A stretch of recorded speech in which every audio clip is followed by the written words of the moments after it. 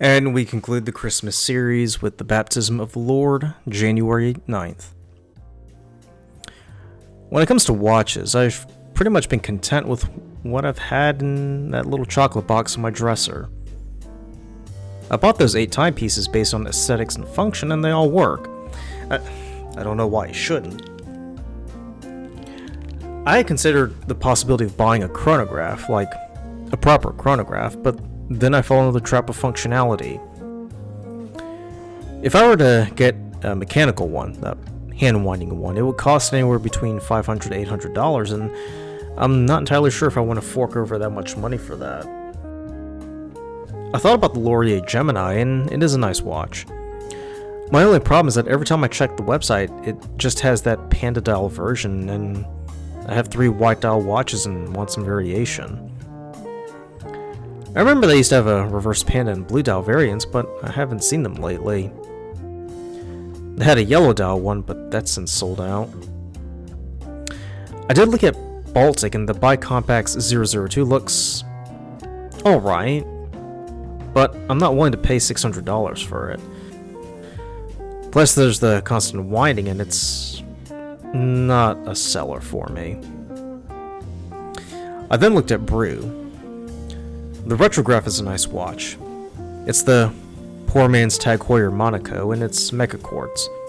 And it's a nice thing to look at with its square dial and different color variants, but I'm not sure if I want another quartz watch where every few years I have to replace the battery. I've got the Timex and Casio, thank you very much. I then went back to Citizen.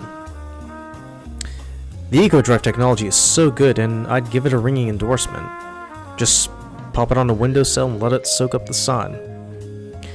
And having a chronograph powered by light is convenient because you don't have to worry about changing batteries or winding it or anything. But I already have 2 Citizen watches, and a part of me wants to have something different. It's a trap. And there are 2 Citizen chronographs that really catch my eye, but I balk every time I look at them. Do I really need another one? Do I? I did find a Seiko on Amazon that looks like the Omega Speedmaster, but it's solar powered, and I thought that looked pretty good. But I already have a Seiko and wasn't entirely sure about getting another one, and I did ask myself the same question as before. I did make a short list of the chronographs I'd like to have, but I'd have to have a stupid amount of money to throw that around.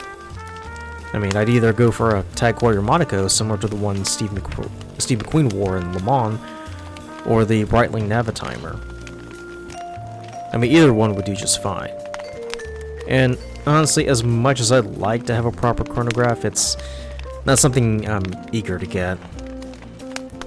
But if the stars align just right, maybe that might happen one day.